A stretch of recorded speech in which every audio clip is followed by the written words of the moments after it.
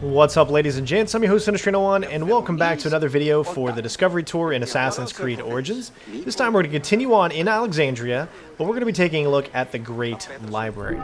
And I decided that the character we're going to do today is going to be Hypatia of Alexandria.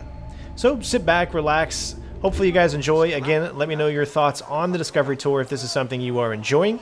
Thank you for being here. Don't forget to leave a like, and of course, I will see you at the end of the tour.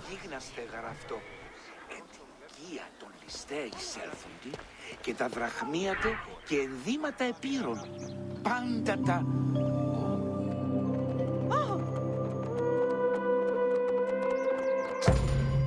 Welcome to the Great Library of Alexandria.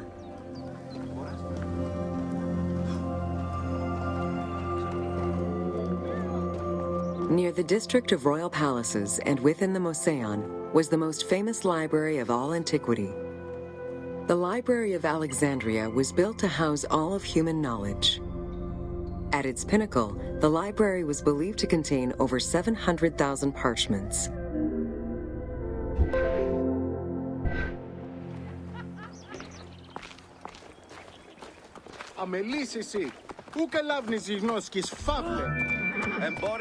Throughout the centuries, fires and wars between Christianity and paganism destroyed the library, leaving nothing behind.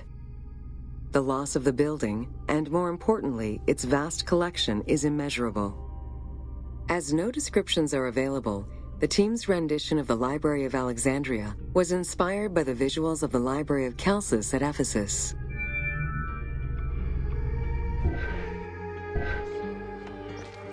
Παρασκευαίος κέλευσμα λοιπόν χωρίας αρχής προς πάντες εις κοιτοδέντων. Χρήζεται γάρου οτιδήποτε στα...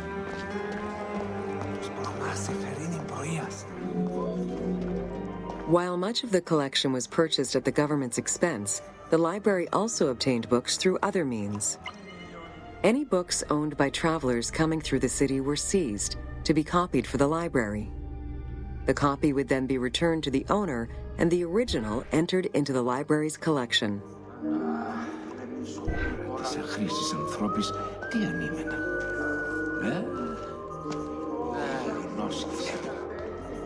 Το γεγονός είναι τι ούτω. Αυτός εκείνην λέξαντα ουκ πλέον ήρθε. Πότι... Άσι δε γάρκε αρχινόσκεδε. Αυτή δε γιόμεντε. Άμα η γεγονή είναι του οικοκοινή. Της πράγμας Alexandria offered unrivaled intellectual and cultural attractions. Eminent scholars from Athens, Rhodes, and other Greek centers traveled to the city to learn and engage with other free thinkers. Both the Moseon and the library were at the center of groundbreaking ideas and creative expression.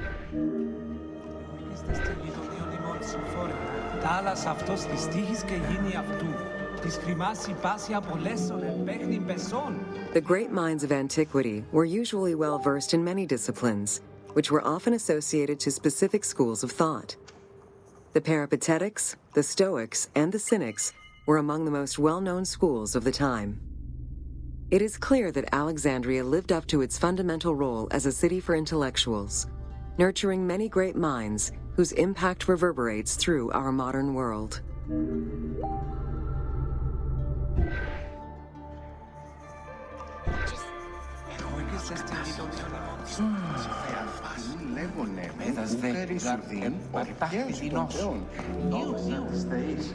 Hypatia of Alexandria was a Greek mathematician, philosopher, astronomer, and inventor.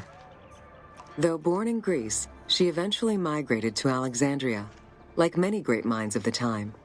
It is there that she became the head of the Neoplatonist school of Alexandria. From most accounts, she was highly respected by her fellow Alexandrians, both as a teacher and a philosopher.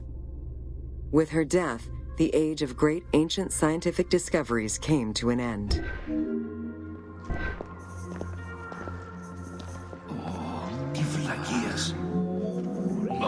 Callimachus was born in Cyrene and educated in Athens.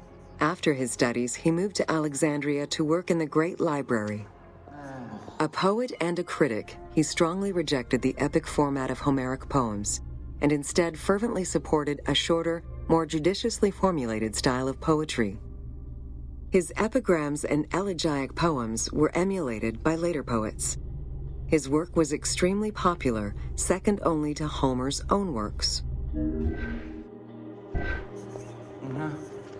Χαίρε. Άκουστε βουλέ Θεού, ως τα πάντα εν σοφία διέ.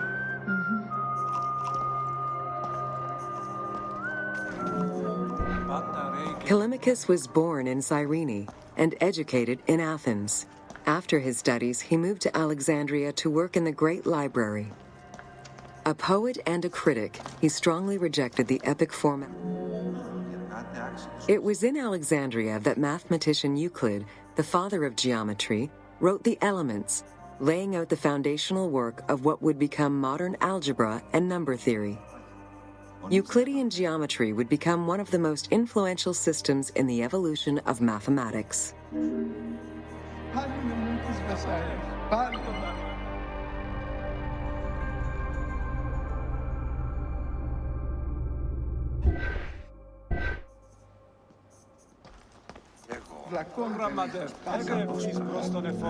How do you calculate the circumference of the Earth? With a camel, 2 sticks, and shadows cast by the sun. This is what Eratosthenes of Cyrene described in his principal work, Geography, while he was director of the Great Library of Alexandria. He is credited for the invention of the Armillary Sphere around 250 BCE.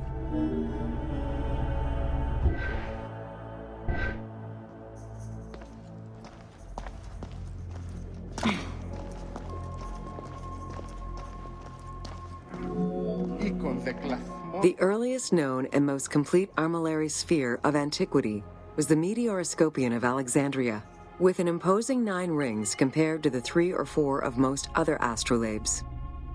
Known as the zodiac krikatoi amongst the Greeks, the Meteoroscopion was used to determine the location of celestial bodies around the Earth. Every self-respecting astronomer of antiquity would have sought to use this tool to better understand the celestial movements.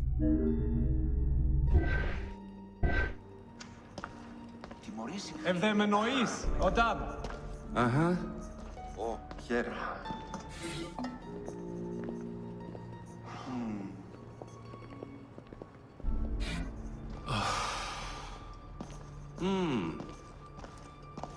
Άγιε, ταμεία, προς την τράπεζα. Εξοφληθείτε. Pythagoras of Samos was a well-known and respected philosopher and mathematician. He is best known for the Pythagorean theorem. However, there is proof that the theorem existed in Babylonia and India long before Pythagoras was born, casting some doubts as to who exactly originated the theorem.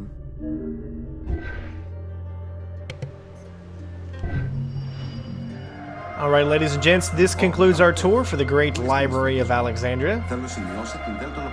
I have to say, every single one of these tours, I'm really actually getting something out of. I'm a huge history buff, and I just love learning these things, especially when I can put them to good use and I can see them implicated in a visual style. I'm definitely more of a visual learner than I am of a book learner. But yeah, I gotta say, I'm really enjoying it. Hopefully you guys enjoyed the video, and that completes another tour. Thank you again so much for watching. I love you all, and I will see you next time. Peace out.